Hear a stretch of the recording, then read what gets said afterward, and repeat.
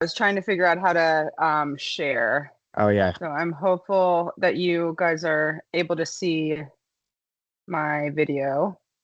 Is that happening? Or my screen? it is. We see basically your PowerPoint airway Okay. algorithm side. Okay. I have no idea of like seeing what you're seeing. I'm like not the best at these Hey, It's things. okay. I'm the hey, same Jordan, too. just Yeah. Jordan, maybe just click on the presentation mode button at the Mode. bottom. Okay. It'll make it. Okay, Yeah, so you that's can just perfect. see, okay, okay, Yep. but now I can't see you guys, so just, or myself, so that's kind of weird. But so if I make any weird faces, sorry about that. But so thanks everyone for having me here. I'm new to the MedStar team. Like I said, or like Alex said, I'm coming from New York. I was over at Triple MC, and just in the short time that I was over at Triple MC, I, did a lateral conthotomy, did anterior non-native hip reductions, and then this case. So we'll go over that. Um, so the case itself is a 60-year-old male presented to our, community hospital. He had his past medical history of the squamous cell carcinoma of the oropharynx, and he was being followed by oncology at, the elusive outside facility. Presented to the ED, of course, at, like literally, this is not untrue, at shift change at 1830 for quote hemoptysis. So his vital signs, he was tachycardic, he had a, soft blood pressure. He arrived on non-rebreather just because of this idea of, hemoptysis. He was afebrile and he was breathing a bit fast. So on my exam, I like kind of walked by. He was actually in the room like furthest from our resuscitation units or bed, which is like the bed closest to where the docs sit. So I actually had him moved over to our a room that was closer to us so I could keep a better eye on him. He was altered. He wasn't able to speak. And then the biggest issue was that he had a 3 millimeter trismus. Like he could barely open his mouth. He had some bloody secretions, and then he had what I could barely see with a ophthalmoscope or a otoscope was he had a pretty big boggy posterior oropharyngeal mask. So just by that is, that's a little bit of a concerning airway. And then he also had a deviated trachea as well, which seemed to be pretty much at his baseline. He had some transmitted breath sounds. And so what I want to talk about is kind of difficult airways in the community. My point here of this difficult airways to sort of talk about how one of the first goals here is to call for assistance. But what does that mean when you're in the community and you may have one other doc that's about an hour away from finishing up their, their shift for the day, or you're alone overnight, and what sort of consultants do you have? So this is the difficult airway algorithm that I was educated with.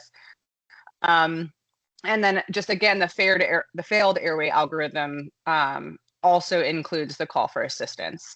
So what does that mean? What is your assistance when you're in the community, potentially by yourself, not having another doc or APP to help you out? So I'm, like Alex said, I am disaster trained, and one of those things is about disaster medicine is concentrated on resources. So what resources do you have at your disposal?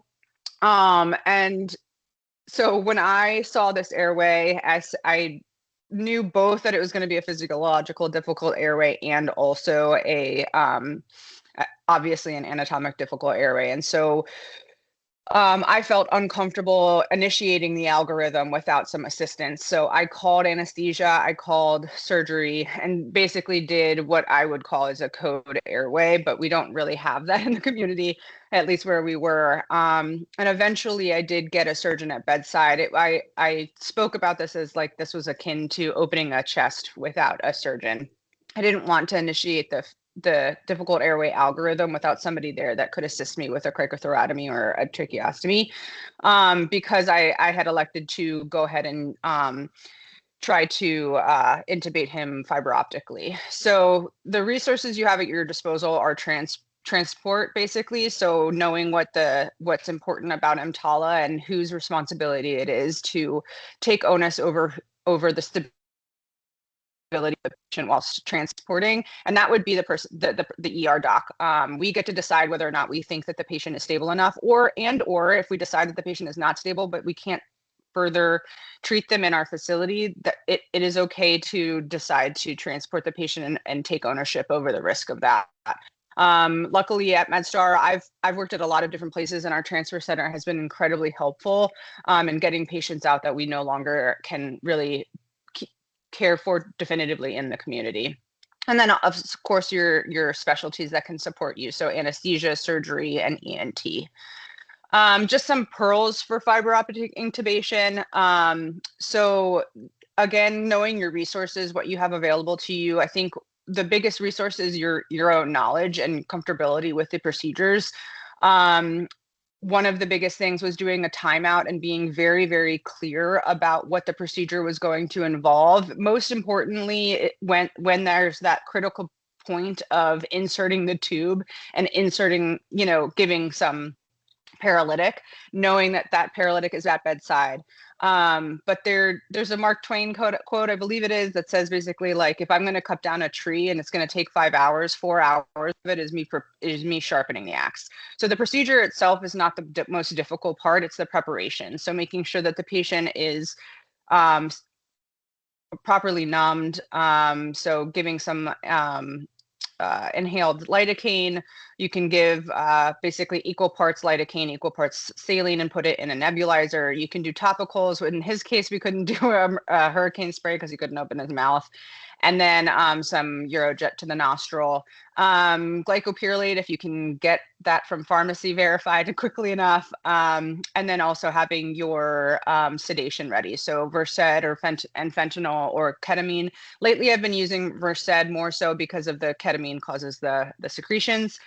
And then just being clear about how it goes. Unfortunately, the end of this case was that I could not thread the tube down despite trying, and really overall having a successful procedure. The team was amazing, and I think this was the first time that had happened in that emergency department. But he was too stenotic and deviated to thread the tube down. And so ultimately knowing your resources, Dr. Tweed, who was our chief of surgery at MMMC, took the patient to the OR, which I thought was a more stable way to get a definitive airway. And then we transferred him out to that elusive outside facility. But, just to kind of summarize, our training gets us there, and we have the ability to do these wild procedures, but sometimes knowing your resources is the critical part of being in the community. Thank you so much for that, Jordan. Yeah. Oh, sorry. That's my that's my ER in the middle of South Dakota on Pine Red Indian Reservation. So thank you very much. That's such a great presentation.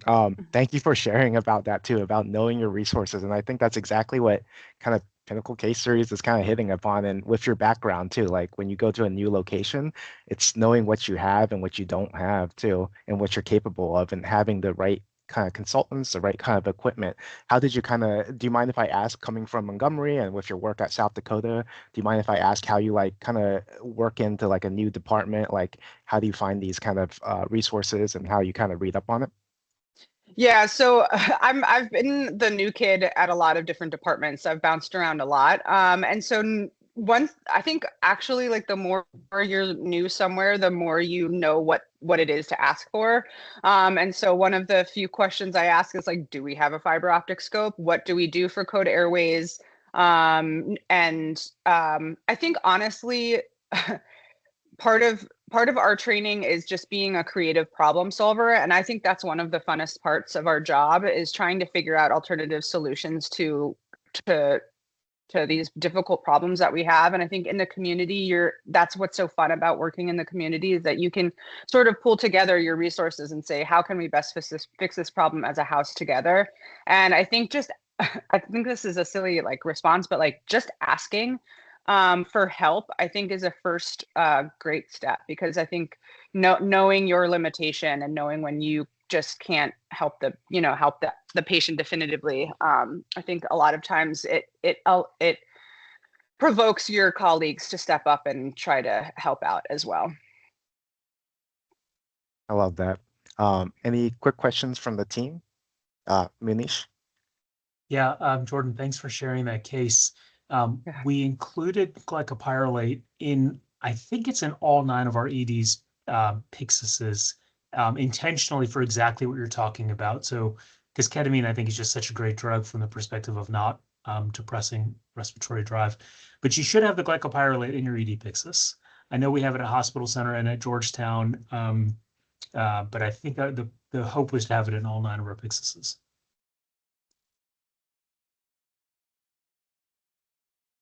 Thanks for that tip. I think what we'll do, thank you so much, Jordan. Really appreciate you sharing your case Thanks as for well having too. me. Terrifying airway case, which is always like 3 mm mouth opening is always like a oh crap moment, I feel like. Yeah. And Yeah, it's it was amazing like that you a got let's go sort of thing. and just Yeah. walking by the way, too, in the back Yeah. room too. So it's Yeah. it's all these things that sound terrifying, which I feel like in the community sometimes it's like it's hard to kind of recreate those kind of like moments. But I can feel that kind of anxiety essentially too in the background And too. excitement. And excitement. And excitement. You got it. Yeah. So I'm glad that patient had you as a doc too. And yeah, appreciate you sharing. Let's, if you have a moment, let's move on to Saad Zattari, and he is currently the chief of the department over at MedStar St. Mary's, and he also is a graduate of Georgetown Graduate School, as well as Georgetown Med School, as well as our Georgetown residency too. And he brings a ton of, I've worked next beside him. He is an absolute speed demon, an excellent clinician too. He's taught me a lot of different things on shift too about like, I think it's hyaluronic acid for like IV extravasation, IV contrast extravasation too. So he's been a great clinician and has taught me a lot on shift too. But Saad, you're going to, I think you were going to share a case with us coming from St. Mary's too. Thank you, Alex. Thank you very much. Can you see my screen? Yes, we can. All right, fantastic. To Jordan's point about resources, when Alex asked me to present a case from St. Mary's, of course, a lot of options came to mind, but I kept coming back to trauma because a few things really capture rural emergency medicine quite like it. As many of you may know, at St. Mary's, we're not a designated trauma center, and yet severe trauma sometimes makes its way to our doors, either through patient instability in the field, lack of flight availability, misidentification or mistriage from the field, or arrival by private vehicle. In those moments, there's no redirecting or deferring care. It's just us. And to me, this is the essence of practicing in a rural environment. We're stepping into these high acuity situations with very finite resources, adapting quickly, and then we're leaning heavily on one another, as evident in this case here. So with that, we'll jump right in. This was a case from the end of December 2025. It was an 18-year-old who was on a bicycle struck by a car traveling at unknown speeds. On scene, the patient was altered and agitated, placed in a C-collar, backboarded, immobilized, was somewhat grabbing violent towards EMS staff, and so 5 milligrams of IM Versed was administered.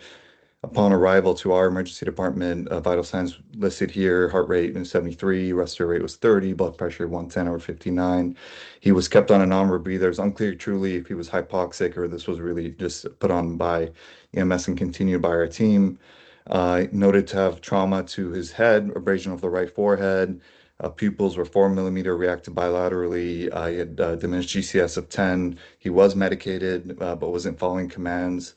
There was no obvious deformities to his extremities, and there were some abrasions over his right knee, as well as a laceration over his left hip. The team quickly moved them to a room, conducted an EFAS, which was negative. Shortly thereafter, the patient started vomiting. They proceeded with intubation and moved the patient quickly to CT, which hopefully you can see here. Not the best screenshots, but tried to capture what's going on here. Kind of the major finding here is this acute subdural hematoma with 7 millimeter rightward shift and compression of the basal cisterns. He also had additional findings here: right parietal acute subdural hematoma and a retrobulbar hematoma behind the left globe causing proptosis. He had a grade 2 liver lac with active blush, pneumomediastinum and small pneumothorax, and the active left iliacus muscle bleed. So clearly a very, very scary situation. The patient started to decompensate somewhat, became more bradycardic.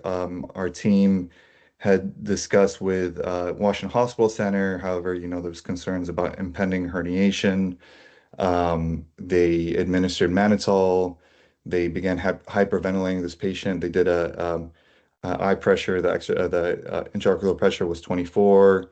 With the findings on the CT, there was concern for orbital compartment syndrome. However, they decided to hold off on lateral conthyotomy given the somewhat reassuring eye pressure here. And this is where this case gets really kind of unique and interesting for our site. There was no flight available because of the weather, and the critical care transport team was greater than 2 hours away from us. The local EMS, St. Mary's County EMS that brought the patient in was there on standby, and they offered to move the patient up to Washington Hospital Center. Uh, this posed somewhat of a dilemma for our local team because this was the ALS crew. The patient was intubated, was on drips. The ALS team would not have been qualified to transfer this patient independently. And Dr. Jester and Emma Martoni, one of our ED nurses, volunteered to move this patient up with local EMS. So to give you more background, Dr. Jester had just completed a 4 p.m. to 2 a.m. shift. This was at the end of her shift. She then moved up with the crew and transferred this patient to Washington Hospital Center and came back with the crew to St. Mary's to then drive her vehicle back home to DC. And she came back to St. Mary's County around 7 a.m. And then I guess got to her home around 8:30 a.m. in the morning. Of course, this is an extreme example and not, standard, but I think just highlights our staff working together and really going above and beyond for our patients. Ultimately, the patient, once arrived to the hospital center, underwent left decompressive hemicraniectomy. Uh, Shortly thereafter, went to the IR suite for hepatic angiogram and embolization of left internal iliac artery. He did phenomenally well. He was extubated the following day. Opto saw the patient, his eye pressure normalized, vision was normal. They didn't do any further interventions.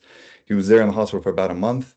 And then more recently, just a few days ago, was following up in the neurosurgery clinic, and they're planning for cranioplasty.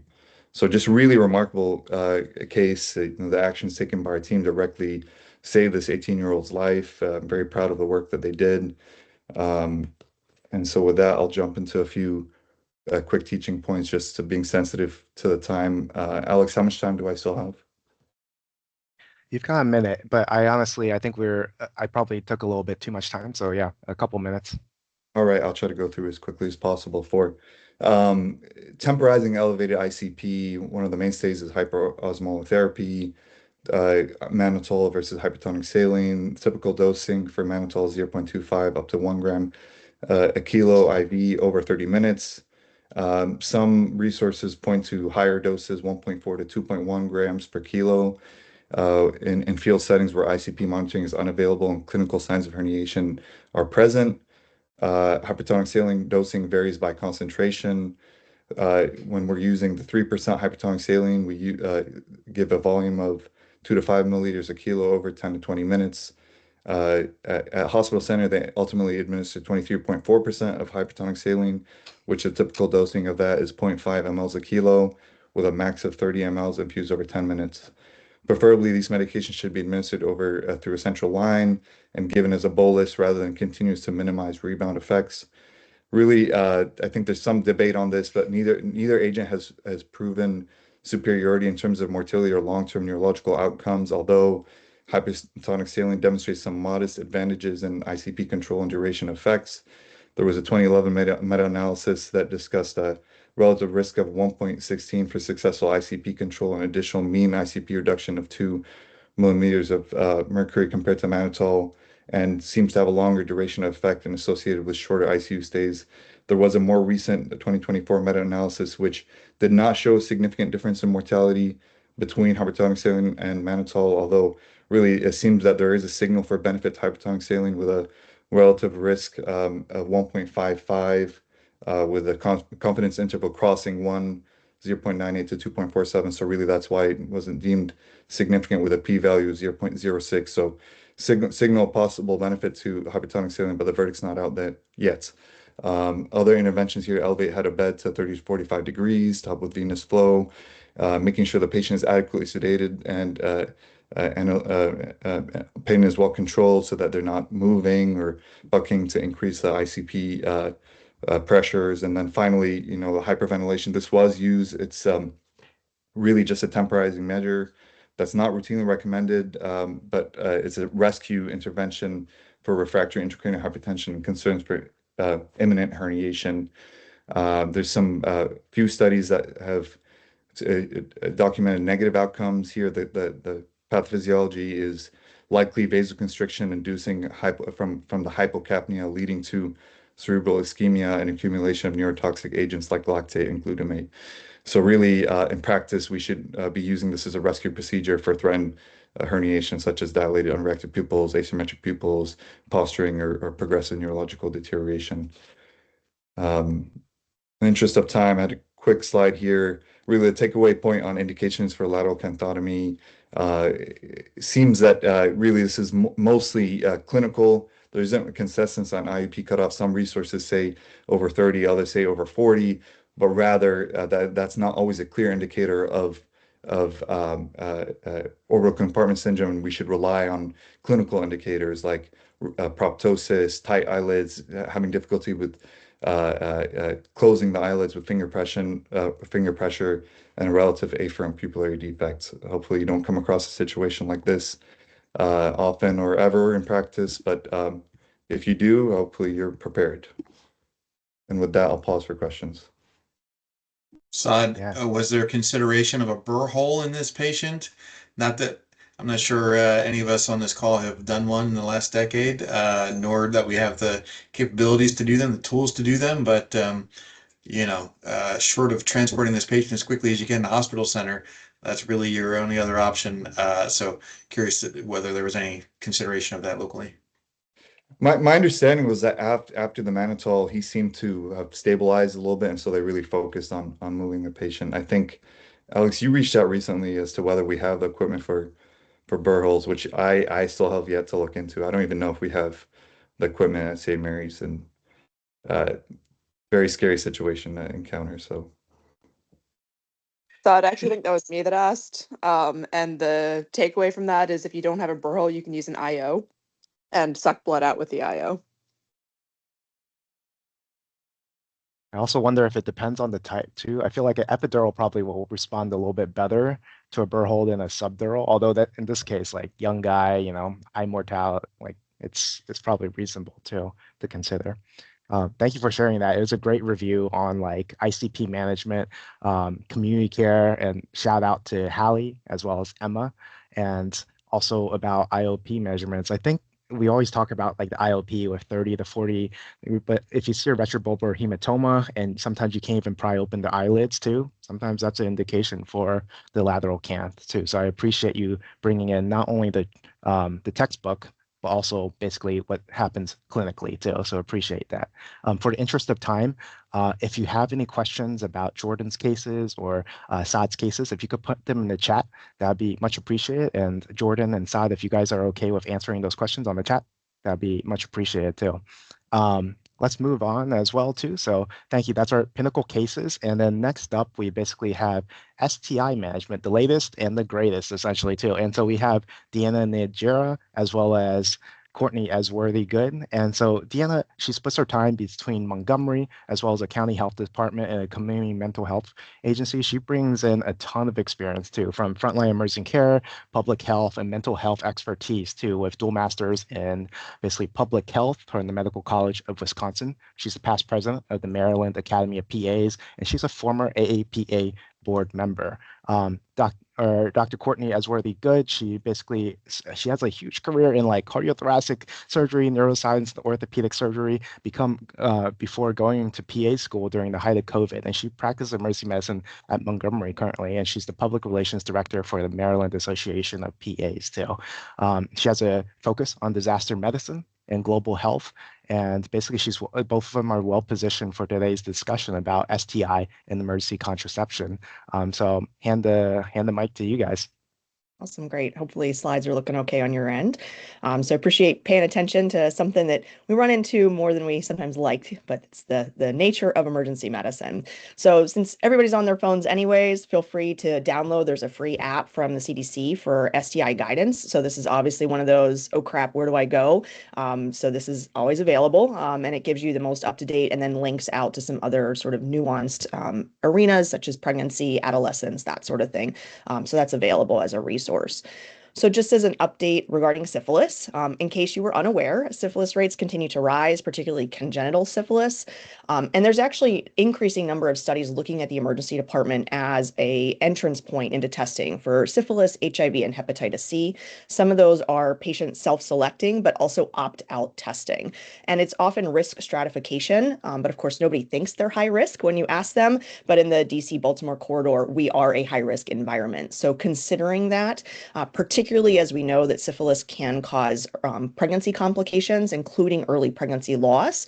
So a suggestion is potentially doing syphilis testing for anybody that's presenting for first trimester bleeding. A positive test for syphilis is a twofold rise in the titer. Of course, we never have access to their actual previous tests, so a positive test is a positive test until proven otherwise. And treatment of choice is bicillin, but shortages continue for that too. So for non-pregnant individuals, doxycycline is the way to go.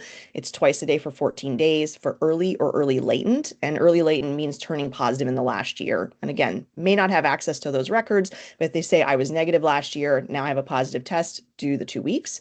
If you have no idea, and they're like, I've never been tested before, I have no clue, I just checked into my portal and I have this positive test, you can always write them for the 2 weeks and then tell them to follow up, or write them for the 28 days and tell them to follow up with their doctor as to whether they continue the full course.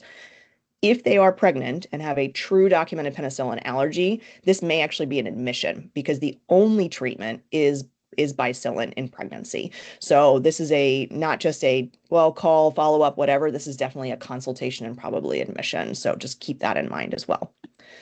Regarding syphilis is DoxyPep. So this is doxycycline 200 milligrams, so 2 pills within 72 hours of un or underprotected sexual contact to reduce the incidence of gonorrhea, syphilis, and incidentally chlamydia. It is currently only recommended for men who have sex with men and transgender women. There's no recommendations for other populations. Why this matters to us is that there's actually evidence of those who use DoxyPep more than 3 times a month have higher rates of tetracycline resistance. So not only gonorrhea resistance, but MRSA. And so just kind of keeping that in mind that they might actually be higher risk for having some rather progressive infections, and just kind of maybe asking some of those other questions. Switching gears a bit, we're going to talk about Mycoplasma genitalium. So it's a longstanding known source of urethritis, PID, perinatal complications, possibly promoting some oncological processes like cervical cancer, but it's really big on social media right now. So everybody is testing for it, talking about it. Thank you, TikTok. But as of right now, there is no asymptomatic screening recommendation. So somebody comes in and says, I want tested for that MGEM. The answer is actually no, because we don't know how many people are kind of carriers, sort of like swabbing for strep if they don't have a sore throat. The recommendation is if symptomatic, test for chlamydia, gonorrhea, BB yeast trick first, and then if they remain symptomatic, looking at MGEM.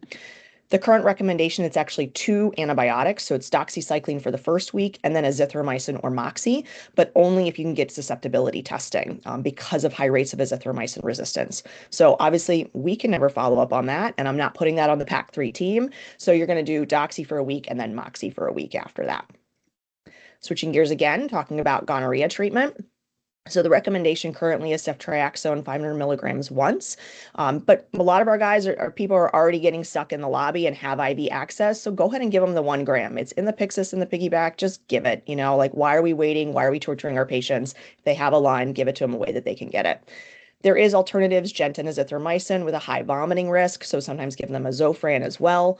And then oral cefepime is technically on the list. Nobody does it because of high resistance rates, and it's actually recommended against for men who have sex with men.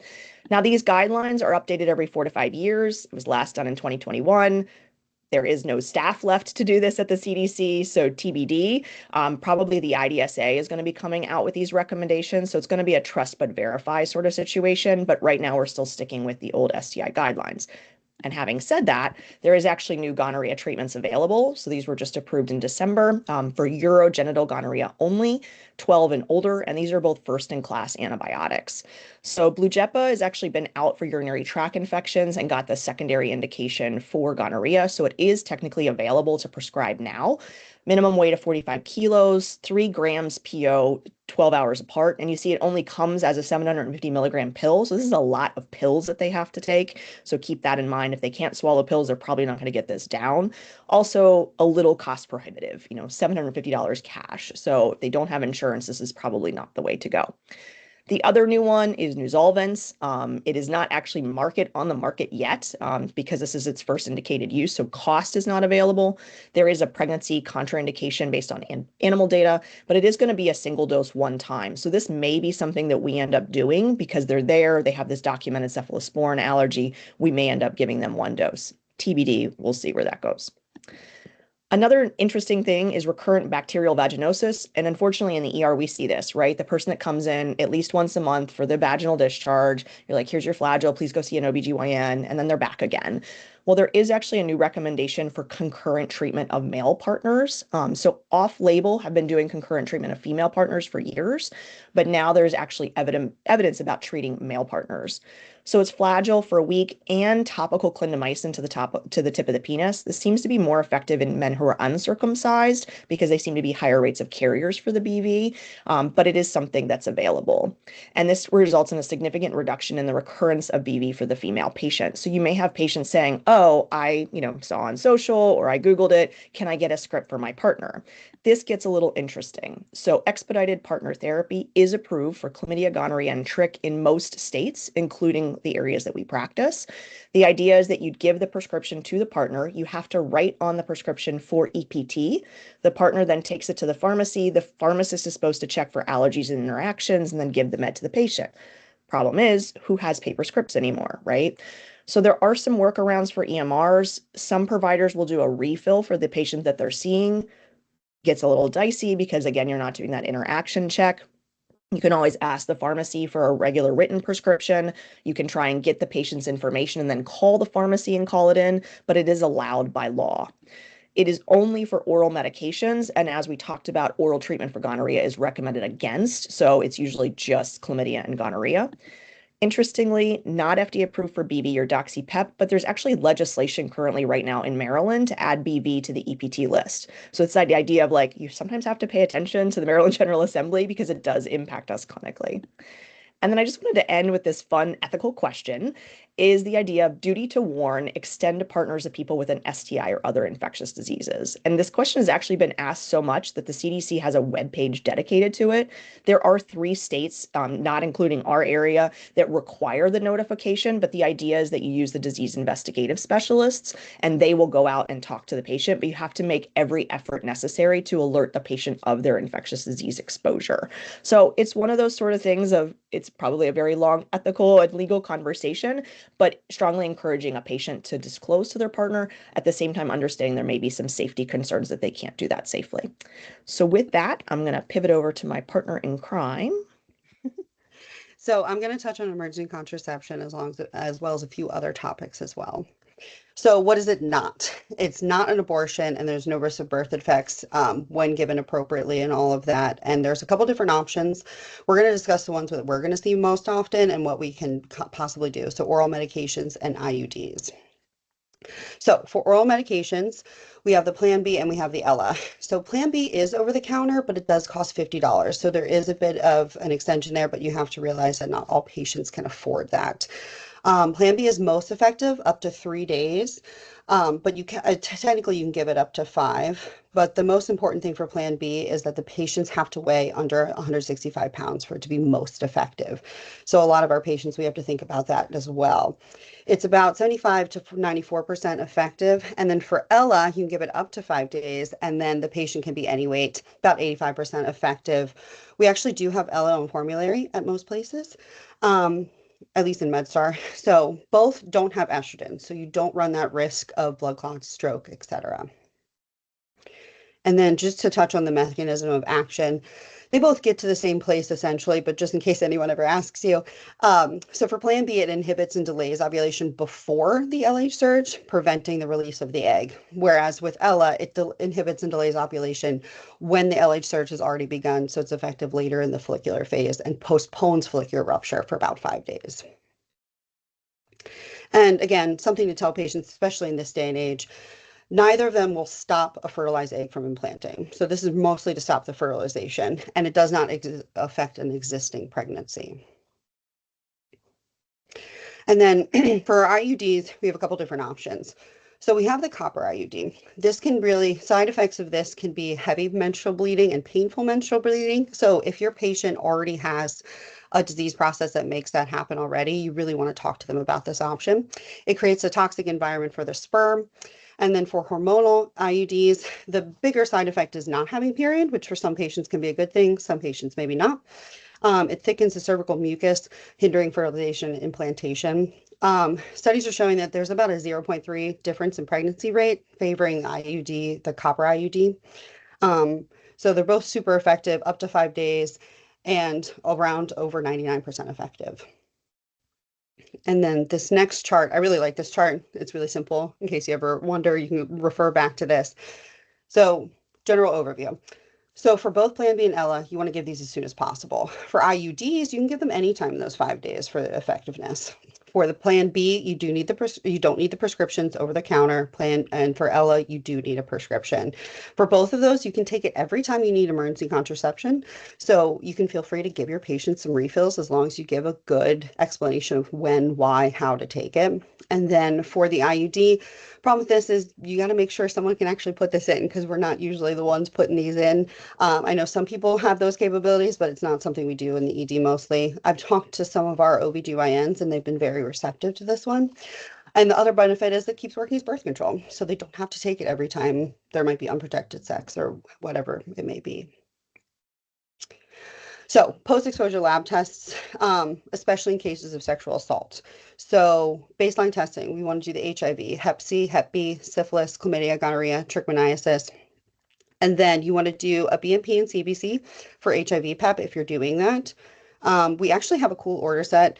I didn't put the exact name, but it's a needle stick order set or sexual assault order set that I use like pretty much every time I do this because I don't always remember which one to order. And then for retesting, this is just something to tell your patients about. So for retesting, for 6 weeks, you want to do Hep B, Hep C, HIV, and syphilis. For 12, you want to do HIV, chlamydia, and gonorrhea.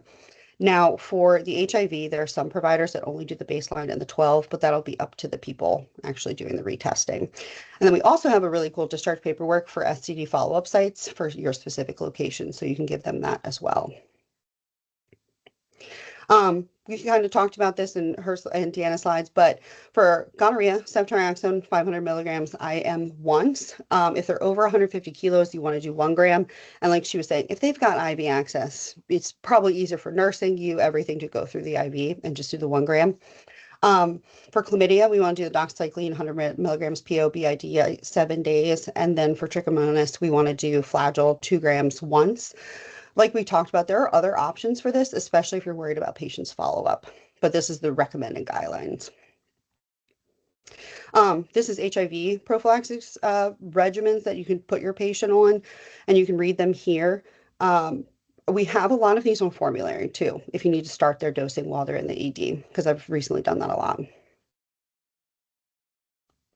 So let's talk a little bit of sexual assault. So if you have a patient that comes in and you're not at a facility that offers forensic exams, you can find a right crisis center. I'll put the link at the end. One near you, Washington Hospital Center is, and then you can look up the rest. And then we also have our National Clinician Consultation Center to ask any questions about PEP if you have any, but also our pharmacists are amazing and they can definitely help you too. And then we have our reproductive health hotline. Again, questions, you can call them. For this strangulation and sexual assault, it's really important to develop that relationship with your patient that they feel comfortable telling you.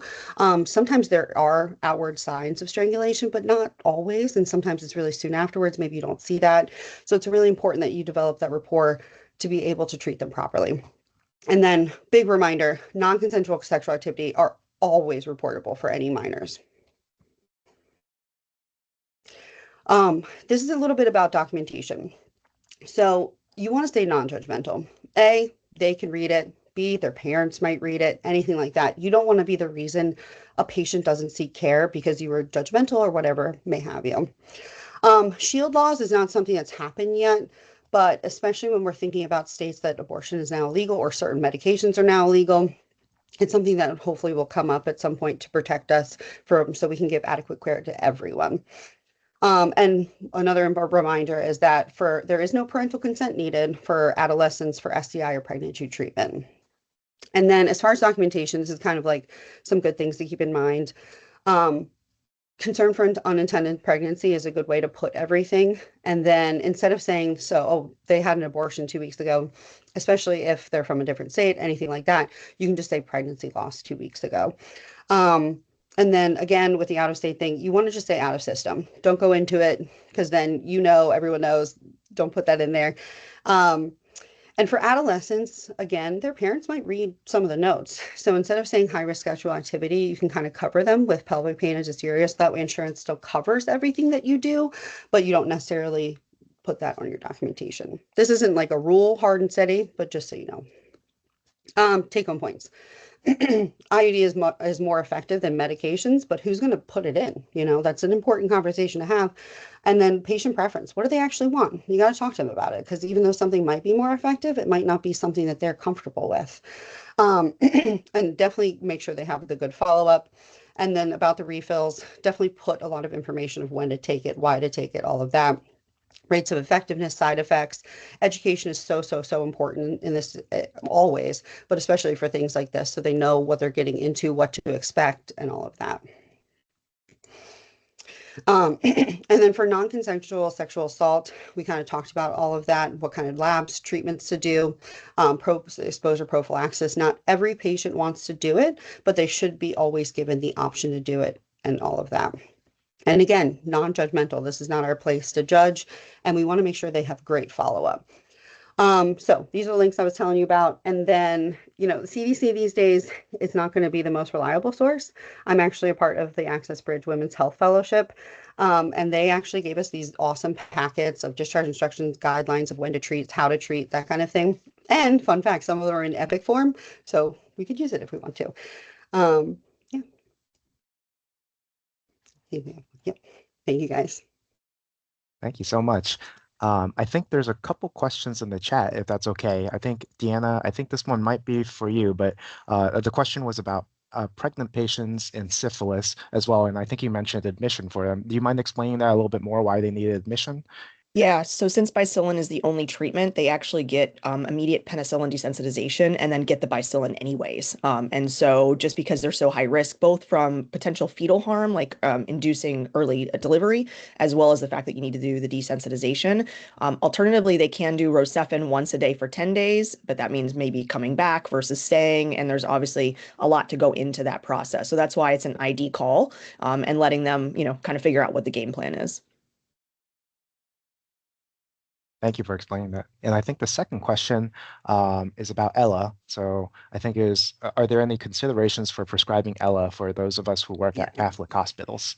Yeah, so I know a lot of Catholic hospitals consider it more of an abortion medication, whether or not the studies actually approve that. So you do have to be careful in those places. There are other options. You can do other types of medications. You can talk to your OBGYNs about that. But yeah, you do have to be careful with some of the Catholic hospitals because they don't allow it. I don't know if it's the same for plan B. But again, you have that weight consideration. So I would just be careful. I don't know how the OBs are there, but I mean, generally speaking, a lot of them, I mean, when I'm in my women's health fellowship, a lot of the providers are in very restrictive states. So there's always a workaround usually, but. My understanding is that at Georgetown it's not on formulary, so it's not even an option specifically to give the med there. I don't know how Georgetown would look on a doc writing a prescription for it. I just actually don't know that answer. But as a reminder, Ella can also be used for a missed miscarriage for retained products. So it does have use beyond just pregnancy prophylaxis also.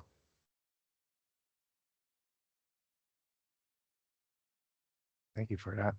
Yeah, thank you so much, Deanna. Thank you so much, Courtney, too. I really appreciate like talking about like practical tips about like there's an IV, we can give the ceftriaxone 1 gram too. I love the discussion of Ella being I mean, Plan B isn't really that effective for under 165 pounds too. And the documentation tips, definitely great. There's definitely some things I can improve upon to kind of keep it a little bit more protective for our patients too, especially when I mean, their parents could have access to their paperwork and everything like that too. So I really appreciate all the great tips too. Yeah, so thank you guys. We're going to roll into our AI talk, if that's okay. And this is going to be integrating AI into everyday clinical practice. And this is given by Lulu Wang. And she's a board certified ER doc. She works at Washington Hospital Center, and she's an assistant professor of clinical emergency medicine at Georgetown. She's the director of telehealth education and the fellowship director for the Digital Health and Innovation Fellowship. She's been a national leader in telehealth. She's given like lectures, invited lectures all around basically the country, and she's trained different learners across all different levels too. She completed her training at MIT, Vandy, and Mass General, I believe too. And basically she's going to talk to us about AI. Thank you, Alex. It sounds very much more impressive when you describe it. But okay, so I will try to keep this talk about 15 minutes so we have time for questions at the end. And I know the topic of this is the future of AI. What does it mean for us, right?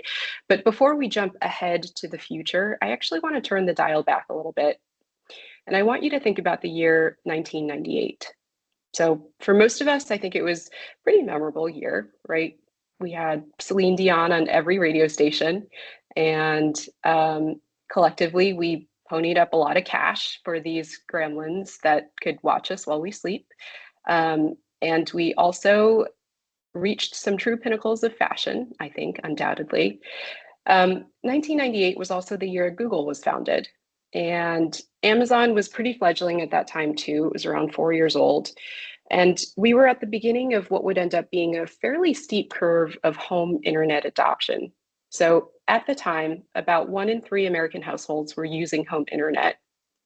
The entire concept was still pretty novel. Most people never made an online purchase at that point. And we weren't quite able to predict what the broad societal and economic implications of the internet would be. We are at a very similar inflection point right now with AI. So Pew poll data has shown that as of February of 2024, about 23% of Americans have interacted with ChatGPT. And this number is rapidly growing. This adoption has raised some pretty big questions, I think, that we have to contend with as a society. And not least of which is, how do we use AI ethically? And are we able to put constraints around it?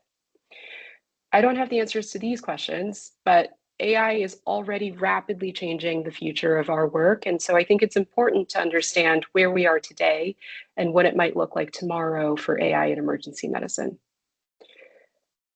So starting with some definitions, a lot of these terms are thrown around a lot, and I found it helpful to narrow down to some concrete examples of what was what, excuse me, for myself.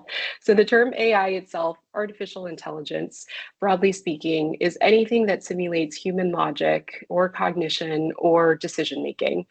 It feels like AI has really just burst on the scene in the last few years, but the concept of it dates back to almost a century. So back in the 50s and 60s, one of the first instances of AI was a computer program named ELIZA.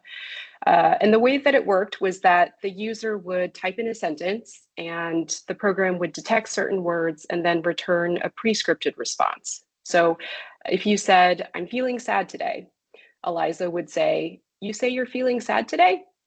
Or if you use the word mother in a sentence, Eliza would say, "Tell me more about your family." So it's a very basic emulation of what we would call quote unquote intelligence. Within that, we have something called machine learning, or ML, and this makes use of algorithms that are trained on structured data. So your email spam filter is a good example, right? To train a spam filter model, you share with it thousands or maybe millions of emails that are marked spam. And then the model looks at very specific parameters to figure out what is and what isn't spam. So for example, it'll look at how many times the email has the word free or click here. And then using that, the model learns which word combinations most likely equal spam. So it takes very structured input and then it creates pattern recognition based off of that. Compare that with deep learning, or DL, which ingests unstructured input for pattern recognition. So an example of this would be, is this thing a dog?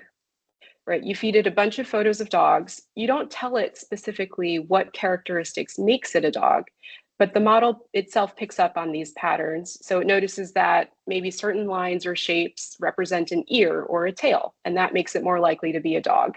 Or certain colors are consistent with the colors of fur of a dog. And so collectively, these are the characteristics that you would use to identify it as a dog.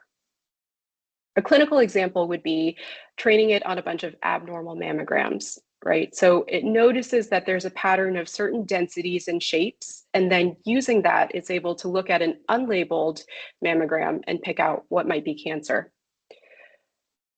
Next, we've got generative AI, or Gen AI, and in this model, the AI not only identifies patterns, but then it starts to predict what the next output should be. So these are the videos of cats riding motorcycles that you've seen, or AI-generated waterfalls, or holiday music, etc. All of that falls under generative AI. And then finally, we've got large language models, or LLMs. So these are deep learning models that are trained on huge bodies of text with the goal of performing summarization and approximating reasoning and dialogue. So this is your ChatGPT, your Claude, your Gemini. And most of these are trained on a pretty wide array of internet data. There are also some LLMs that are trained specifically on higher quality medical data. So open evidence is a big one. About 40% of docs in the US have used it at some point. And UpToDate also has its own LLM, Doximity, there's a handful of others. The difference between these LLMs and something like a ChatGPT is that they're trained on evidence-based information, right? So these are peer-reviewed publications, textbooks, et cetera. And it's not pulling information from Joe Schmo's blog. The output in this case is more accurate for clinical questions. I want to emphasize here that none of these tools, Open Evidence, DocsGPT, et cetera, has been vetted or endorsed by MedStar. However, they are pretty widely used, so I think it's important to understand their advantages and limitations. So in terms of how these LLMs perform, in medical fund of knowledge, it actually does pretty well. This data from 2025 shows that when Open Evidence took step 1, step 2 CK, and step 3, it answered every question correctly. Compare that to your average UWorld practice test user, which has a first pass rate of around 64% of questions answered correctly. There are some caveats. The biggest one is that this didn't include image interpretation, or EKGs. And it goes without saying that doing well on the boards is just one small sliver of what makes an intelligent clinician. But it is pretty impressive performance, I think. In 2023, JAMA looked at the clinical accuracy and empathy. The authors looked at the subreddit Ask Docs. So this is an online forum where lay people ask medical questions and then people respond, mostly medical professionals. And the author pulled about 200 posts and compared an answer from a verified physician to a separately generated AI answer. And then they asked a panel of 5 docs to compare the 2 answers. So the panel was blinded as to which was which, and it rated the answers on 2 metrics. The first was the quality of information provided, aka, is this good medical advice or not? And then the empathy or bedside manner provided. You can see that the AI answer performed better on both metrics. So the graph on the left shows that the physician quality rating of the answers is a little bit better than acceptable, whereas the chatbot quality rating is good to very good. And on the right, you can see the empathy rating. There's a pretty stark contrast there too.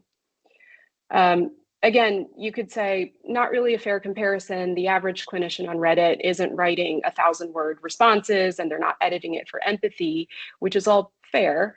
But I think it is a rebuttal of the idea that a computer-generated response can't be as good as a human-generated one. And these ratings come, again, from a panel of physicians themselves. There are pitfalls to using AI, of course. So the NPJ Journal of Digital Medicine last year looked at how often errors were happening. And the authors gave the LLM, in this case, GPT 4.0, a number of different clinical prompts. And then they manually combed through the output and marked how frequently hallucinations or omissions were occurring.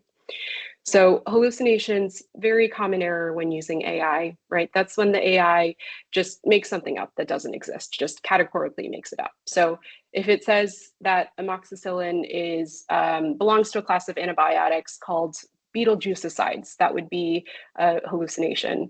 But I think the more insidious error here is the error of omission. So this is when there's something critical that should be included, but it's not. So an example of this is a patient's admitted for chest pain and the discharge summary doesn't include the fact that he got capped and stented. So in this study, the authors found that in almost every output, there was some amount of hallucination and omission. And there are a few other types of errors too, miscategorization, et cetera, that we won't get into. But the trouble with all of these errors is that we as humans are prone to bias. And so even though our human brains are smarter than the machines that we've built, the AI output still primes us towards a certain train of thought.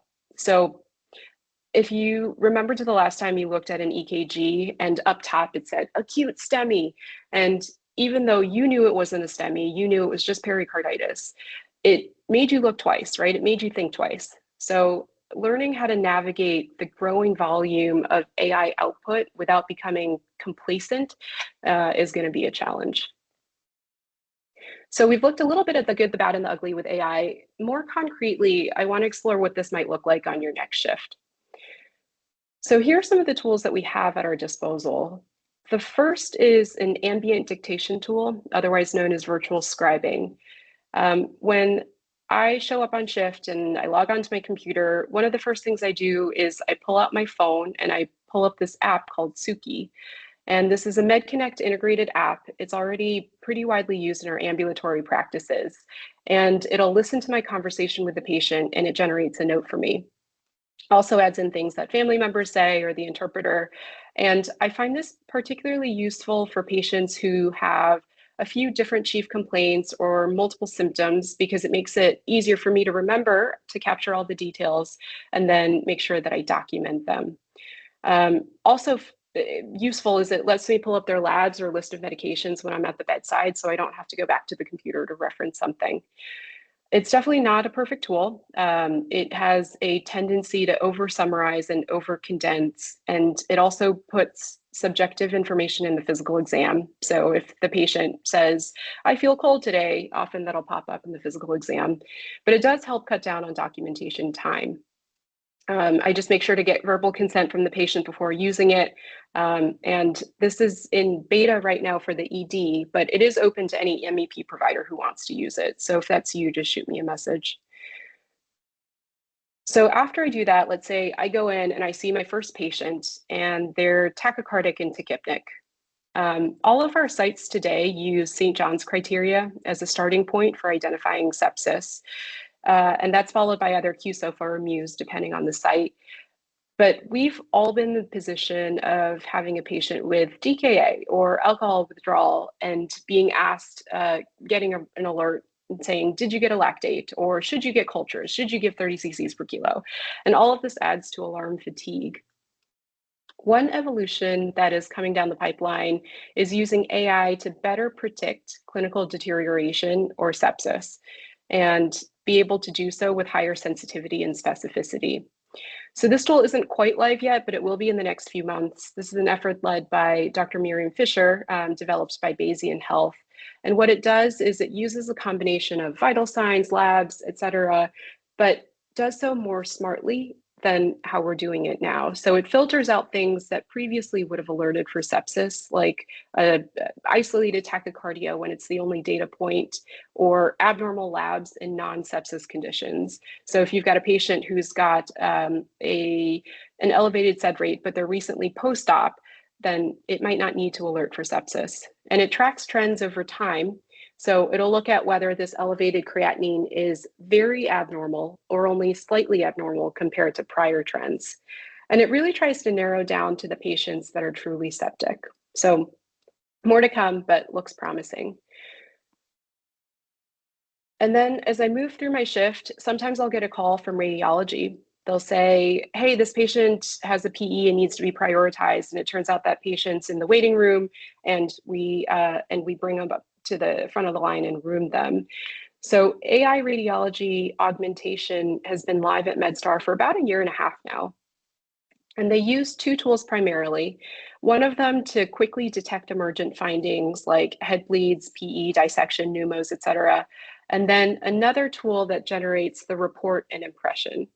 And we all know that ED-CT utilization has gone up a little bit. In the last decade, nationally, it's just about doubled. Some of this is because our patients are more complex, they're higher acuity, they're sick. But this also creates a pretty big vulnerability in that emergent reads might get delayed, which impacts patient care.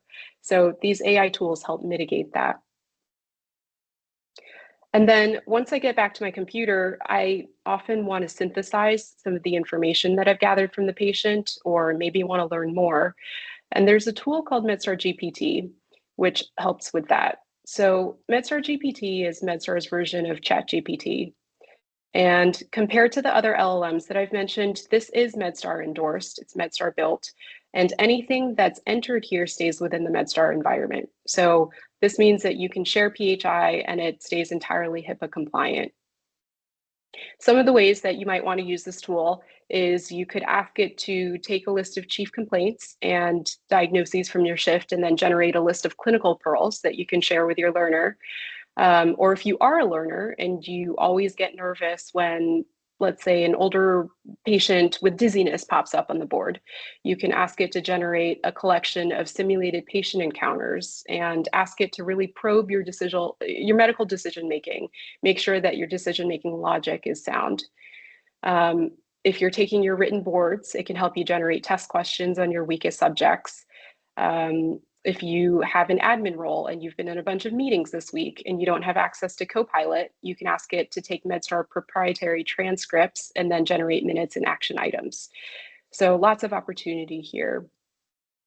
And again, if either the Suki ambient dictation or MedStarGPT sounds interesting to you, either shoot me or Kevin Malloy a message and we can get you on as a beta user.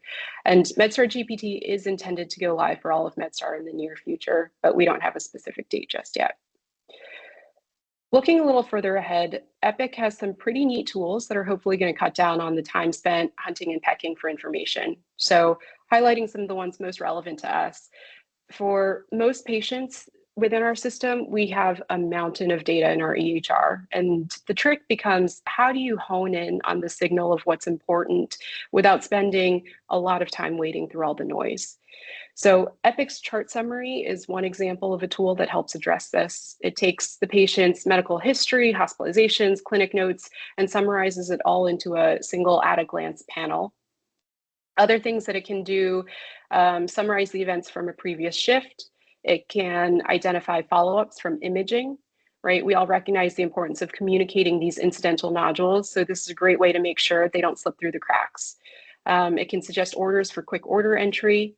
So lots of features here with more on the roadmap. There's this really great site called the Epic User Web if you want to learn more or see demos of any of this. You already have access to it. Everyone at MedStar does. And you can sort by emergency medicine or AI or whatever topic and get a sense of what's coming down the pipeline. A lot of these tools that I mentioned here are just the very beginning, right? AI is being integrated into a multitude of different ways at different health systems. It's being folded into the triage process. It's being asked to generate discharge summaries at the patient's individual reading level. It can suggest antibiotics or medications in real time. So it's like a clinical decision support tool, but a little bit smarter. And all of these tools require validation for safety and accuracy, but once it's there, they have a pretty significant impact on workflow efficiency and downstream outcomes. So bottom line, is AI here to steal your job? And the answer is no. Right now, most publicly available AI tools operate at the level of a med student, a very smart med student, but a med student that's never stepped outside the library, right? So it's very good at synthesizing information by the book suggestions, but it won't tell you when you're dealing with a zebra and not a horse. And it definitely should not replace your own clinical gestalt and critical thinking, right? But having said that, the wave of AI is here. And just like the home internet, it's something that we've got to hop on. We've got to learn how to make it work for us. So I'll end with this. If you want to learn more about AI here at MedStar, this SharePoint is a good place to start. It's curated by MI2 and MHRI, and highly recommend checking it out. So I'll stop there. Happy to take questions. I think I'm just under 19 minutes, so I can also answer questions in the chat or reach out to me later. Thanks. Thank you so much, Lulu. What we're going to do is, this is our break time, but we're going to restart 12:15. But if you want to stay on, put questions in the chat. And Lulu, if you're okay with hanging on for 3 minutes to answer any questions that pop up with everyone, yeah, we'll take this time. So basically break time right now until 12:15. We'll restart with Rachel Kelly. And then if you have any questions, you're welcome to ask Lulu right now or put them in the chat. Yeah, Alex, I'll also mention the town hall portion. It's not going to be a full hour for sure. So if you want to extend the break, by 10 minutes or so, we're happy to start 10 minutes late for the town hall. Appreciate it, Dave. I think we'll stick with the time frame just so that way we can keep on time. I put in the chat for everybody. Lulu teed it up a little bit, but there's been some discussion amongst the Epic implementation team about what the generative AI functionality is going to look like. And literally, this is an article from earlier last month, I should say, so just in February, where they have launched their sort of AI ambient, node generation tool that sounds like it's going to function a lot like Suki, perhaps. Achieving some of the things that Suki is not able to achieve. Lulu pointed out that it wasn't exactly optimized for emergency medicine. So maybe this is going to be a better tool. I've not yet had a chance to see it in action. And the reality is we have another year and a half before we go live with Epic. So there's be lots of time to sort out the details. But just for everyone's awareness, there's an article in the chat there. Yeah, it's all the rote tasks, right? Pull up the last echo, show me the trend of the TSH trend over the last 2 years. These are things that we spend clicks and time doing that distract from the critical thinking of the job.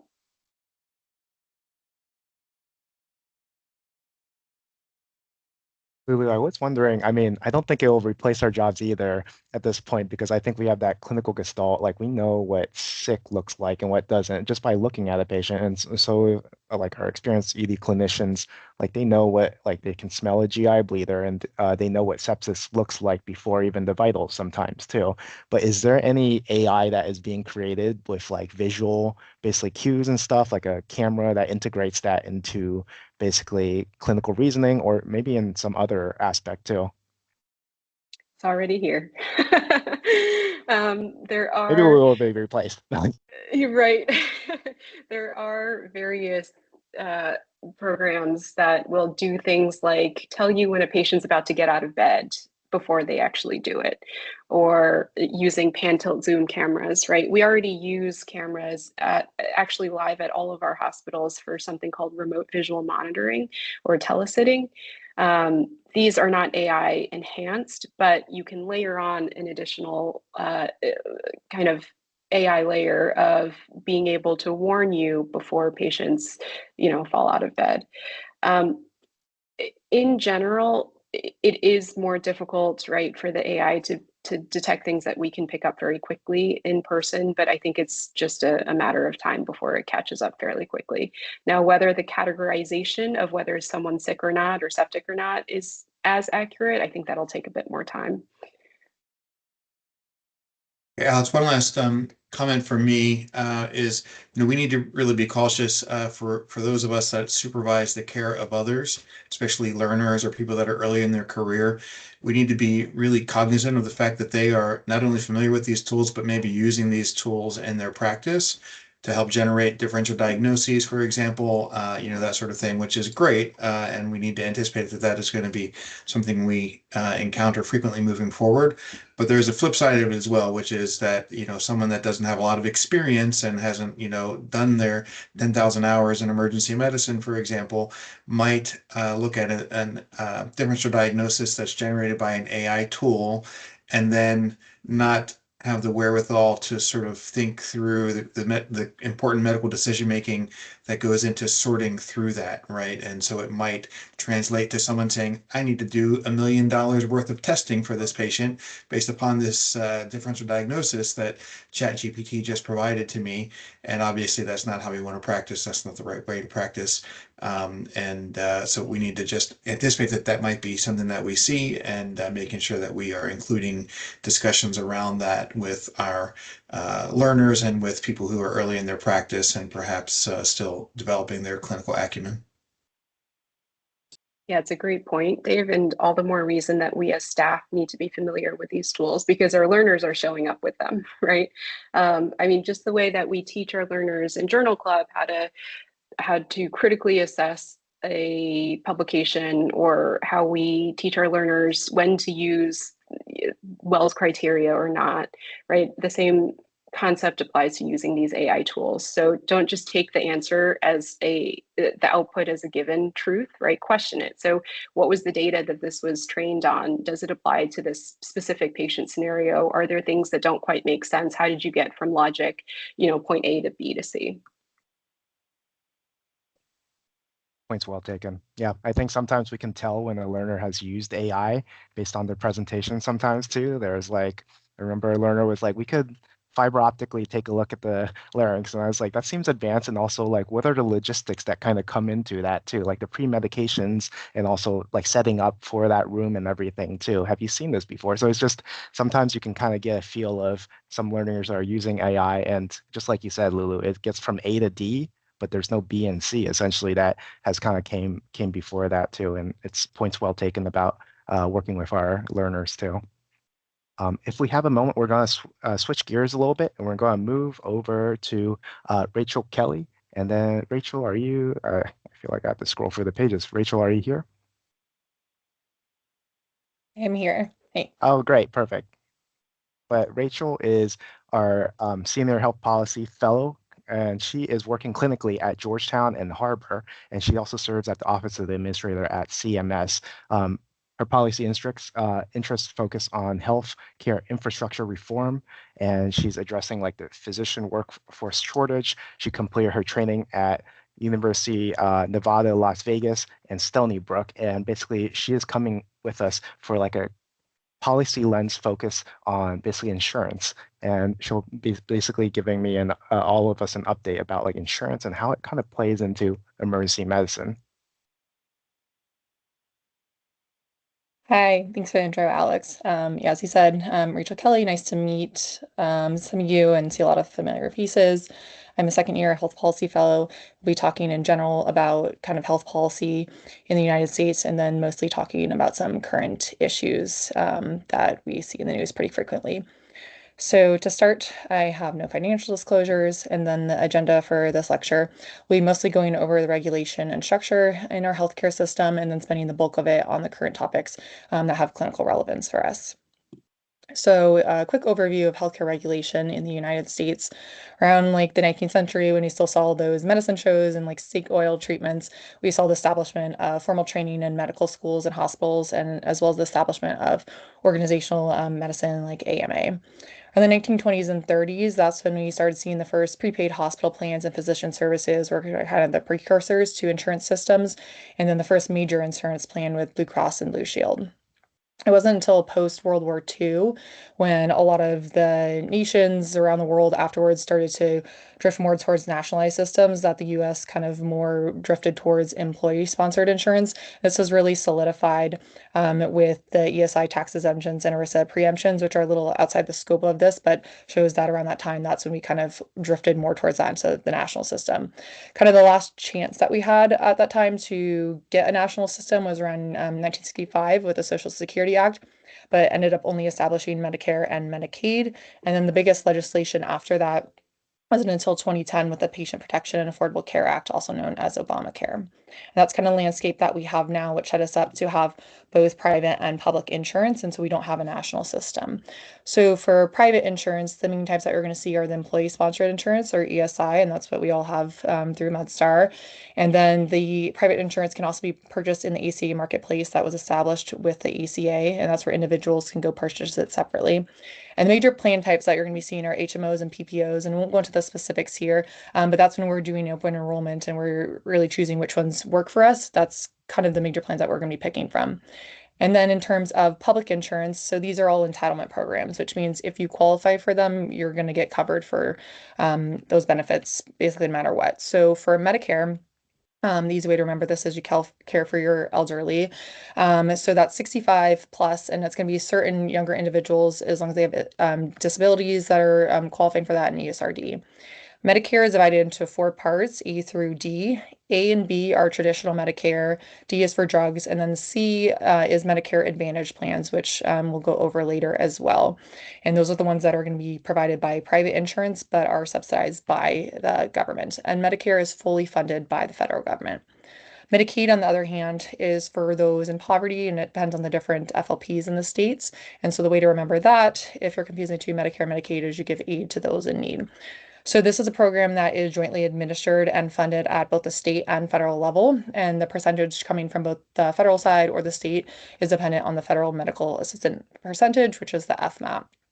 And then if you've heard of it, Children's Health Insurance Program, or CHIP, that is a separate program from Medicaid, but generally since it also is administered at the federal and state level, they kind of go hand in hand in terms of their rollout at the state level. And then we also have TRICARE and the VHA, and that's going to be covering those in active duty and retired military.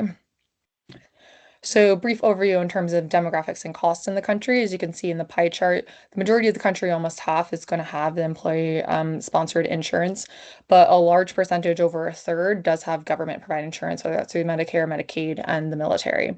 And you can see basically throughout the years, this kind of overview only touched on like maybe the last like 5 or so years. You can see the population's been staying steady around like the low 90s of having some form of insurance coverage, whether that's from private or public.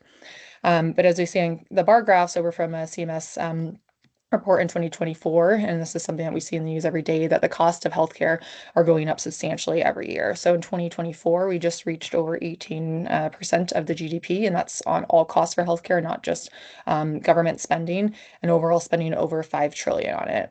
And we're definitely an outlier, as kind of no surprise to everyone when it comes to the other countries that we see, that if you look on the bottom graph, we're that top line. And although everyone kind of in the world, like at least comparable countries, have had increasing costs, we still stay above them in terms of that and don't necessarily see those health benefits in return. So in general, for federal funding and oversight, at the federal level, healthcare legislation is going to be going through Congress, and they're going to be determining the funding and the laws that are going to be implemented. If you are members of like ASAP or AEM or even the AMA, you'll see a lot of their lobbying arms will probably send you a ton of emails about the physician fee schedules and provider and hospital like safety standards. And so they're going to be lobbying Congress to adjust those. Once Congress, and for the physician fee schedule that comes out every year, puts that out, then that goes down to the executive agencies, notably for anything healthcare involved is generally going to be HHS and CMS, and they're going to be the ones putting out the rules and regulations that will then implement what was legislated by Congress. And if you remember back to the pie chart, just the slide previously, CMS has a huge influence on the overall healthcare system because even though they cover a little over a third of the population, they are the leading payer, while half the country basically has ESI that's still divided up into the different insurers and payers. So as a single payer, CMS is the leading one. So now we're going to get into the kind of meat and potatoes of this lecture, and that's going to be going over the current topics and the background on those. So kind of the biggest one is always funding, right? So in terms of the debates for that, it's how can we keep affording to pay for certain things when overall, obviously, the costs keep going up. And so the money needs to come from somewhere. And so we're going to go over Medicare, Medicaid, and the marketplace and see kind of why certain avenues are more in the news for cost cutting or savings. And that's basically because how they're delivered. So Medicare, as I went over before, they have the parts A through D. Traditional Medicare, that is funded by a trust fund. And that's going to be the hardest one to cut anything from. So since it is an entitlement program, once people are on it, they're going to get covered for that. So that's why Medicare is basically in red there. It's going to be hard to do that. And even through the MA plans, once those private insurers, since they contract through Part C, really have that with CMS, they're going to get those costs covered. So unless you incentivize them to find better ways in general to cut their costs for their beneficiaries, are not really going to have it obtainable through Medicare. But this is why Medicaid and the marketplace are so kind of more targeted for cost cuttings because it's a little bit easier. So for Medicaid, remembering back to the FMAP, which was the federal percentage, and then the different federal poverty levels in the states, every program across the country basically is different. The saying is, if you've seen one Medicaid program, you've only seen one Medicaid program. So they all are set up a little bit differently. And then that changed a lot more too with 1115 waivers and the ACA expanded eligibility, which changed a lot of these levels and increased the amount of federal funds that went to states. So that's why you'll see a lot of discussion about should a lot of expansions and waivers be rolled back in order to decrease the cost because they weren't there necessarily to start. So they're easy kind of targets to roll that back. Additionally, work requirements are hot in the news as well in terms of having ways to show those on Medicaid that they are working in order to be able to qualify for these benefits. And so that's going to be, it's scheduled to have to take place in January 2027 to prove that. And then the marketplace cost saving measures. So during COVID, there was a premium tax credit, also known as the COVID tax credit. And that was for those with certain lower incomes to be able to purchase the insurance in the marketplace. And those were the credits that had expired at the end of last year and led to the federal government shutdown of the debate of whether or not they should be continued. Currently, I think it was in the House had passed a bill to still have those go forward, but I think it's still pending Senate approval. So in general, how will the funding debate affect your patients? So in DC, our FMAP currently is 70%. But it can always drop down to 50%, which is the minimum requirement. And Maryland, there's also talks about lowering the AFMET as well, is because it's part of kind of one of the wealthier states. And considering that the state, they're kind of more focusing on having states that have more money to cut back on that because they don't need as high as an FMAP possibly to cut down on some of those funding and give it to other states. And then you have the work requirements and marketplace utilization. So in general, depending where all these levels end up, we might see a swing in those that are actually covered on an insurance or how much they are getting covered for it. So that might change the amount of people we see coming into the emergency department. It can be either less if they're still covered or more if they have nowhere else to go. The next big issue that's been going on most of the decade is pricing transparency. So this is actually a pretty bipartisan goal. In Trump 1, there was the hospital price transparency rule and transparency and coverage rule that was put out. And the goal behind this is to provide pricing transparency to patients prior to any selection of service or purchase. As you know, when they come in, they might ask us how much things are going to cost them, and we have no idea. And that's for a lot of reasons.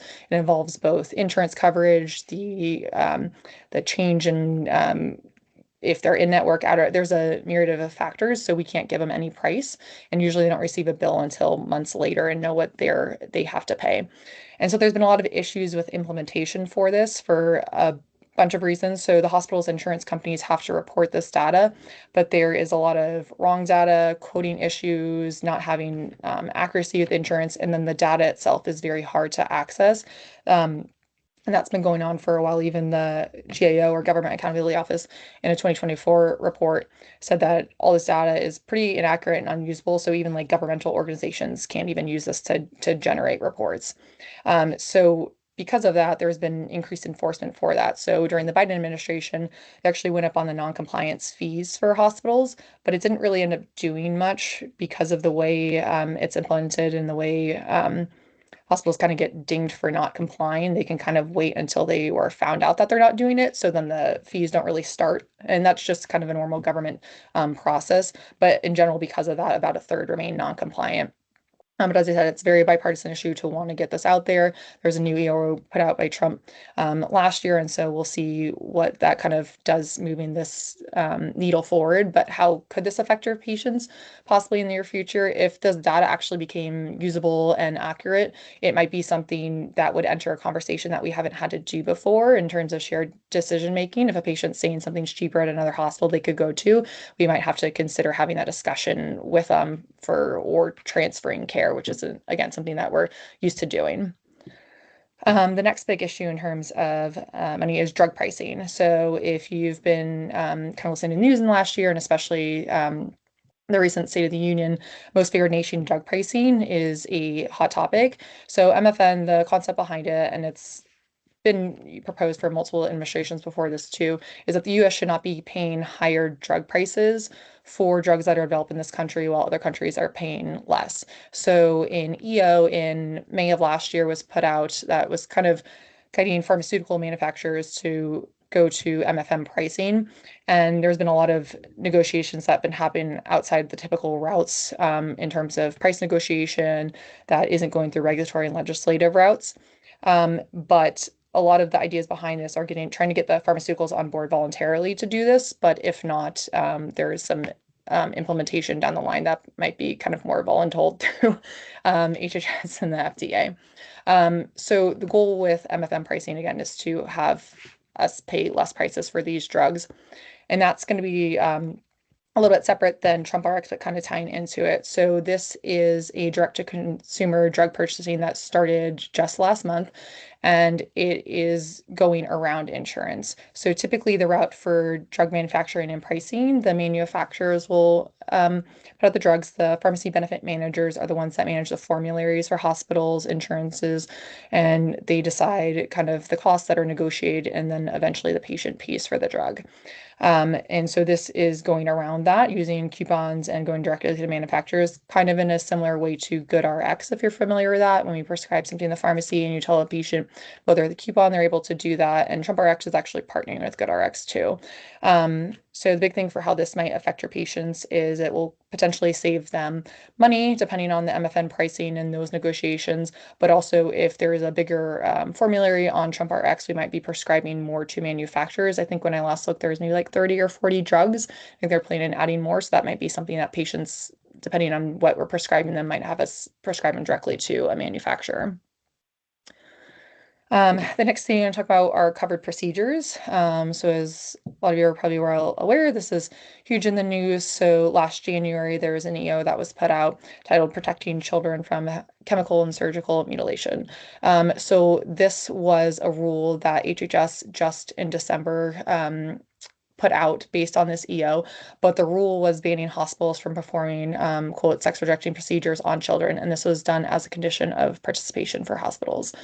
Additionally, from this EO, they're trying to remove gender dysphoria from the definition of disability, which was put into Section 1557 of the ACA in order to prevent discrimination for these treatments. But it's important to know that 27 states already do have some ban on these treatments.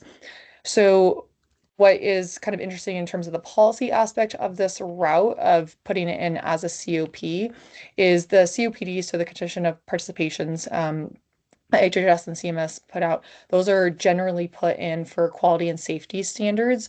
And if the hospitals don't meet them, then it does limit or stop them from receiving federal funds in terms of like Medicare and Medicaid. So it'll be depending on the ruling from HHS, and then how it actually plays out in the courts, because it will be challenged. We'll see about whether or not this can actually happen, because the existing federal law already mandates that the payments have to cover services for Medicare and Medicaid, and putting this in as a COPD isn't what has typically been done. So again, how will this affect your patrons? So the rule from HHS, the public comment just closed last month. So we'll see from that. So still TBD, but even if something did go through in this route, this would only affect hospital payments. So these procedures can still be provided and reimbursed in freestanding clinics and outside of the hospital setting. And then the last topic that I want to touch on are vaccinations. So in terms of vaccine recommendation schedules, the CDC and the HHS, with advice from the Advisory Committee on Immunization Practices, they set the federal recommendations, and then insurances are required to cover these minimum recommendations at no cost for the patients, but they can cover more. And then we have our external medical expert groups like the AAP, they set their own recommendations. But ultimately, it's important to note that states make the final decision for vaccine requirements and medical exemptions for vaccines. So it's not that they have to listen to the federal recommendations. But that being said, the new federal recommendations for childhood vaccines that was released last year is to decrease the routine vaccines from 13 to 7. So that's now targeting 11 diseases, not 17. And you can see on the screen which ones were left out. And Hey, the Rachel, idea behind maybe it's just me, but I can't see your presentation anymore. Can someone else see the presentation, or is it just me? did you click through maybe I the can way it's see it. showing? Oh, you can see it? Okay, then it's I can probably see it. just me. Okay, I Maybe see you, it. Sorry. if you click I think back, Alex, maybe? I got it. Yeah. Okay. Okay, so on the screen, if you see those diseases, those are the ones that were left out. And so the idea behind changing these guidelines was that this administration wanted to more mirror that of kind of 20 peer nations and kind of more guide towards what Denmark has of only covering 10 diseases. But again, so how will this affect your patients? Even though these are kind of some huge changes to the recommendation schedules that we haven't seen for a while. Ultimately, again, it's still the states that are going to be making the final recommendations. And I think the majority of states have not adopted these new federal guidelines, and most insurers are also still committed to covering the previous recommendations. And that being said, even if Maryland, DC, this doesn't really kind of pertain to us, but even if you're in another state where it did and they did decrease the recommendations, these vaccines still could be covered under insurance with shared clinical decision making. It's just documented separately, and then they could still receive the vaccines.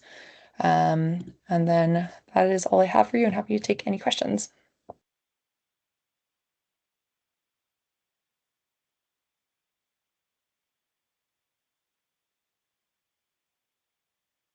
Yeah, thank you so much, Rachel, for sharing all the expertise about like vaccinations, insurance coverage, all the changes that are coming down the pipeline.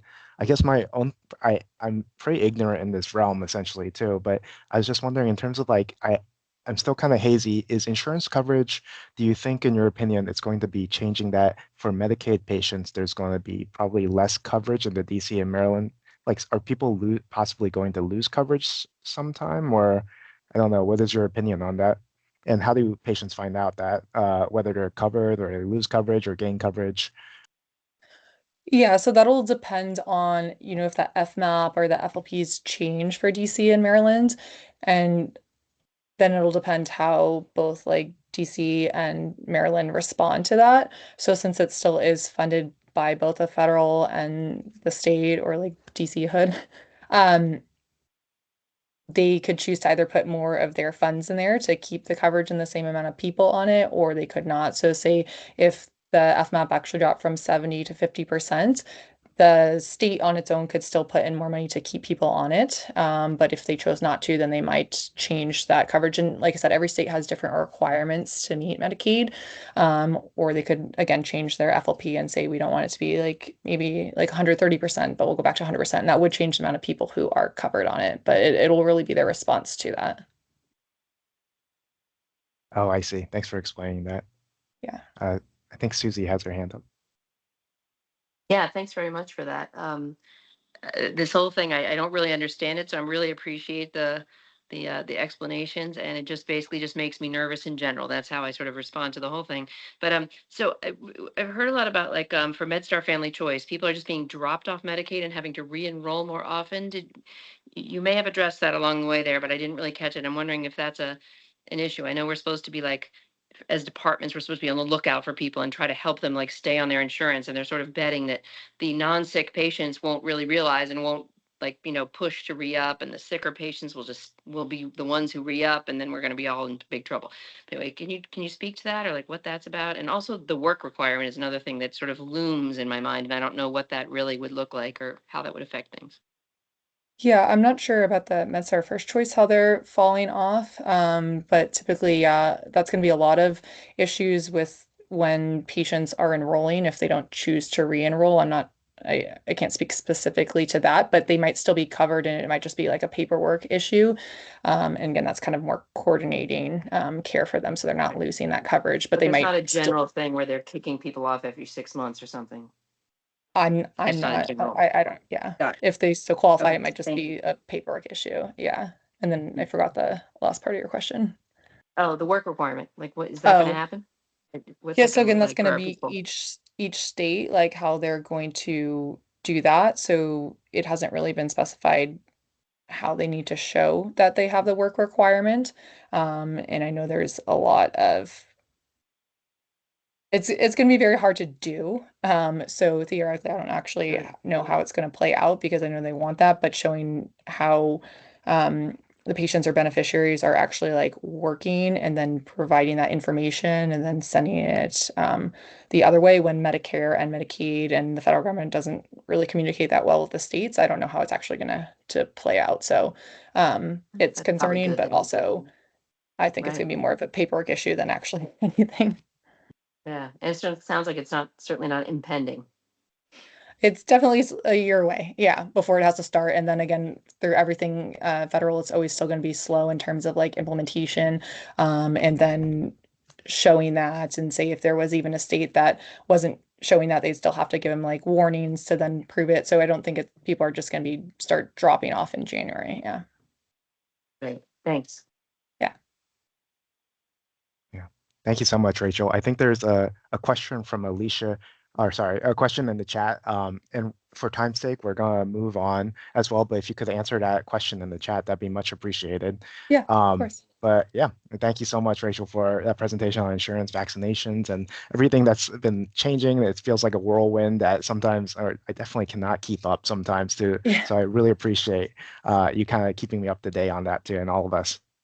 Thank you.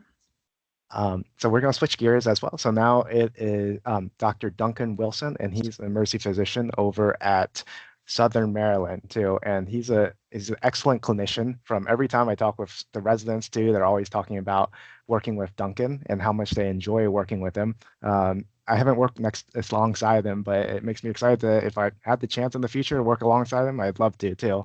But he's been voted Faculty of the Year by our residents too, and an excellent talk, or gives excellent talks about like anticoagulation that I've attended, and he's here to talk about peri-intubation game changers. Thanks very much, Alex. Are you able to see my screen? We are. Yes. Perfect. That's always the hardest part. Okay. Well, yes. Good afternoon. I'm Duncan Wilson, and today we're going to discuss some topics around peri-intubation safety. So this is me on my first day of work at Southern Maryland 8 years ago. And when I think back to my practice back then, a lot has changed. A lot of my practice looks very different than it did back in 2018. But I think nothing more so probably than my practice surrounding intubation. I think one of the main reasons for this is that we've had a lot of really high quality research published in the intervening years with respect to emergency airway management.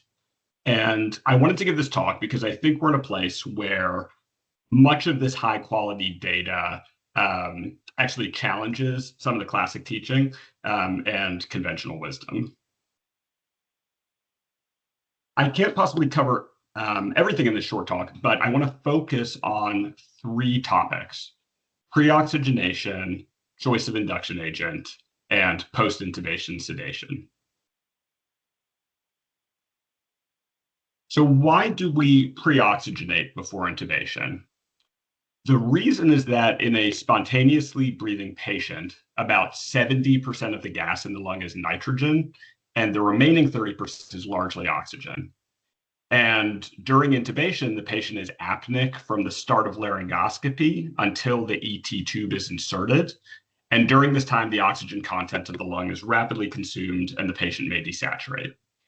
So pre-oxygenation refers to the practice of administering high concentration oxygen prior to induction to increase the oxygen reservoir. And so the question comes up, what is the best way to pre-oxygenate? In 2024, we had the pre-oxy trial, and this was a very well done, large RCT published in the New England Journal, in which patients were randomized to pre-oxygenation using a non-rebreather mask, which was considered standard of care, which was certainly the way that I was taught to pre-oxygenate, versus putting the patient on BiPAP for 3 to 5 minutes before intubation, which I think sounds rather counterintuitive. So what did they find? Well, in short, the patients that were pre-oxygenated using BiPAP did better. They had a 50% reduction in peri-intubation hypoxia, and they had a statistically significant reduction in peri-intubation cardiac arrest. Importantly, they did not have high rates of aspiration, and the study did include patients that were altered or obtunded or otherwise getting intubated for inability to protect their own airway. So you might ask, why?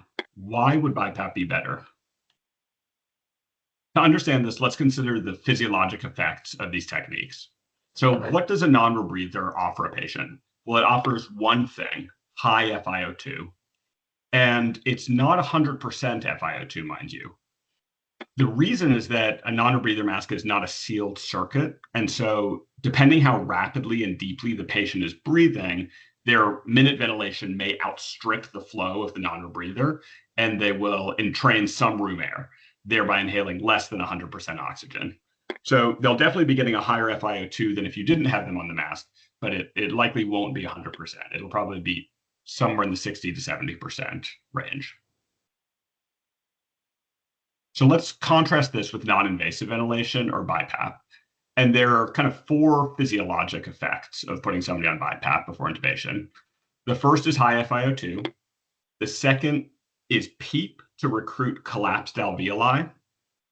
The third is augmented spontaneous ventilation. And lastly, placing the patient on BiPAP allows for apneic ventilation after induction until you remove the mask. And I think all of these probably have important effects in terms of reducing hypoxia, but I really want to focus on the first 2 because I think they're likely the most important.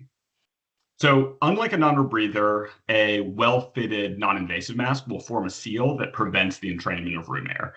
And because the machine can match your patient's minute ventilation, if you set your FiO2 at 100%, your patient really is getting 100% oxygen.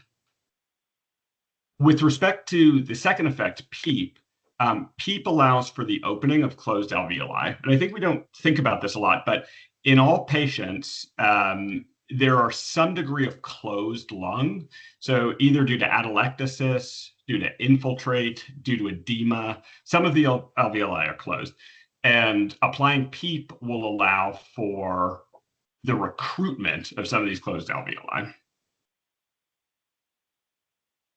So kind of just to put it in the simplest terms, by applying non-invasive before intubation, your lungs will be bigger and they will be filled with a higher concentration of oxygen. So in short, your oxygen reservoir will be larger.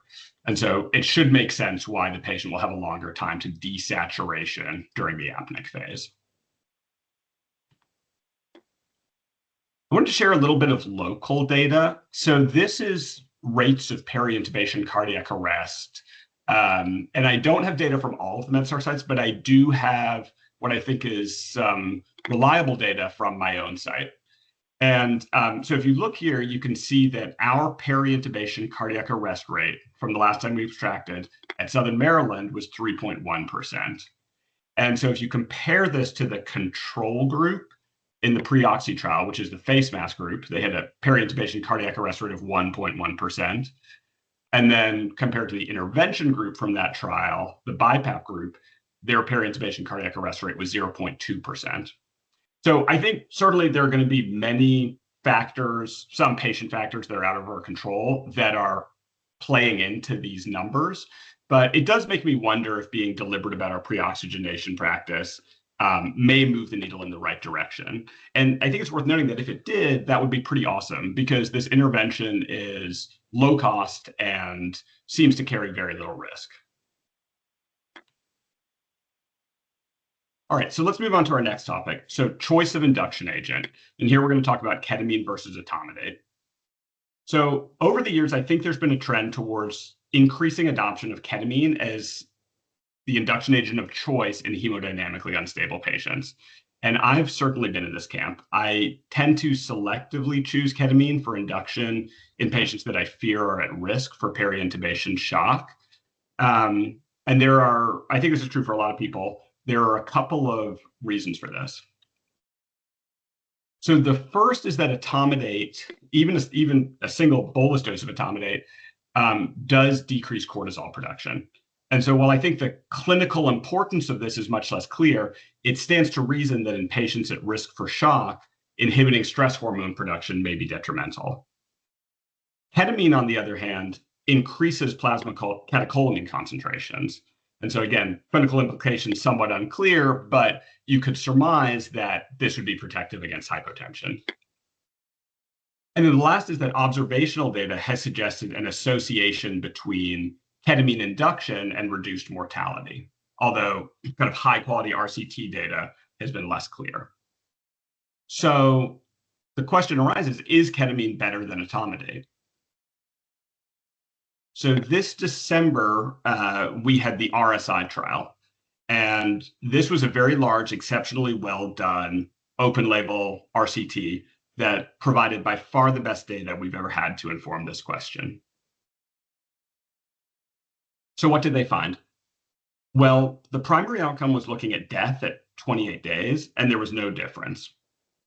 But the secondary outcome was looking at peri-intubation cardiovascular collapse.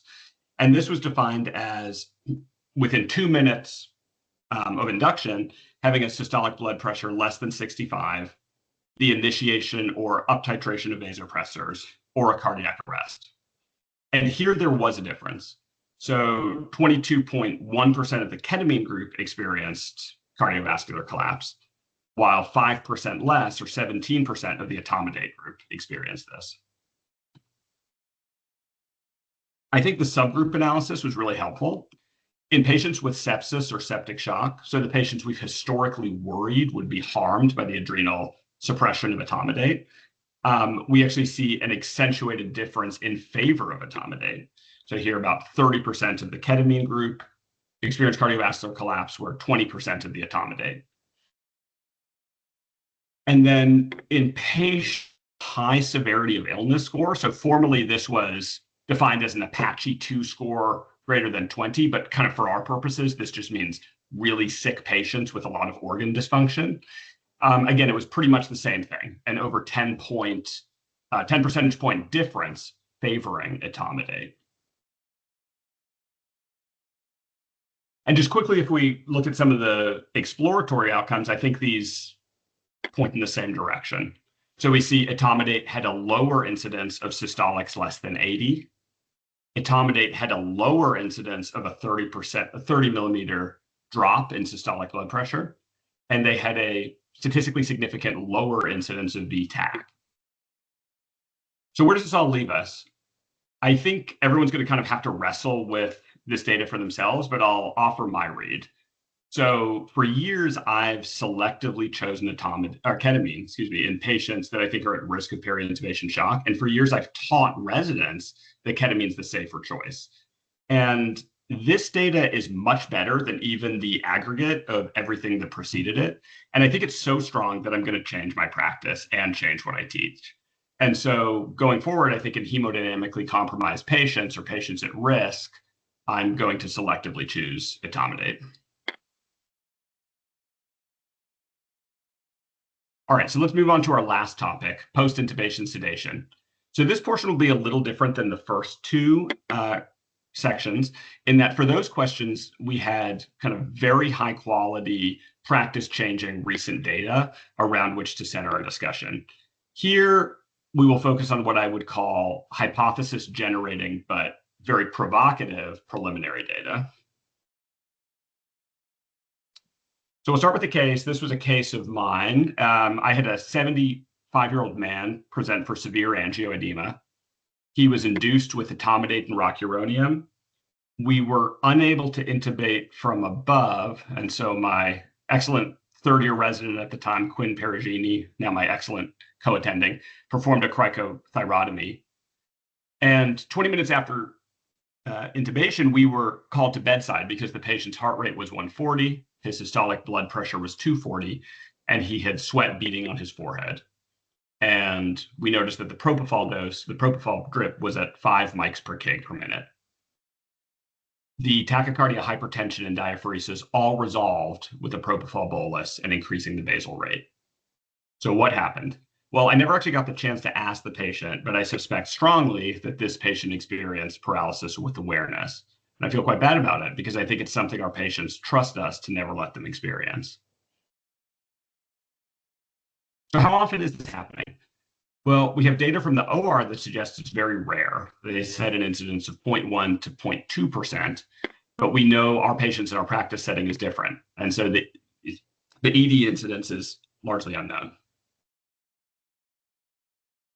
But we do have some information. So in 2021, there was an Annals of Emergency Medicine study, the ED awareness study. And this was a prospective observational cohort study of 383 patients intubated in the WashU ED. So what did they find? Well, they found that 2.6% of the cohort experienced awareness with paralysis, so 10 out of the 383. And the group that experienced AWP was more likely to have received a long-acting neuromuscular blocker, generally rocuronium, than the rest of the cohort. And I think, this manuscript is actually very much worth a read. They actually give in the supplement, a narrative account of each patient's AWP experience. And no surprise, they're uniformly harrowing. So ED awareness showed us that AWP happens in a small but meaningful number of ED patients. Oops, sorry about that. So we might ask ourselves, is this happening in our EDs in MedStar? And the short answer is I'm not sure, but I think we have some worrying signal that it could be. And so this data, Dr. Goyle shared with me from Washington Hospital Center. And what you're looking at is cumulative propofol dose, so how much total propofol the patient got at 1 hour post-intubation, stratified by if they were intubated with SUX or ROC. And you can see that the cumulative dose is substantially lower if the patient was intubated with ROC than if they were intubated with SUX. So we don't know for sure as to what's happening here, but I don't think it's a huge leap to suspect that what's probably happening is that the bedside nurses and probably providers are titrating their sedation to the patient's apparent degree of awareness, which of course is not really accessible if they're paralyzed. So I think we can all probably agree that a 2.6% AWP rate is far too high, but how we protect against it is less clear. I don't have any solid answers here, but some questions that I've been wrestling with are, should I be favoring SUX over ROC? If I am using ROC, should I be cranking the propofol high right off the bat? Should I be more aggressive with the bolus dose, analgesia, and sedation? Should I even consider reversing ROC with Shigamidex after intubation? I don't know the answer, but I think collectively we should be thinking hard about these questions and paying close attention to this issue. So there are multiple ways one could interpret the findings discussed here, but I'll offer 3 takeaways from my read of these 3 seminal papers. The first is that pre-oxygenation with non-invasive ventilation reduces the risk of hypoxia and cardiac arrest. The second is that between etomidate and ketamine, contrary to what many of us thought, etomidate is likely the more hemodynamically stable induction agent. And the third is that AWP is likely happening in REDs, and rocuronium risk increases this risk, or rocuronium use increases this risk. And we should pay close attention to the issue and think about strategies to minimize its occurrence. So with that, happy to take any questions. Thank you very much.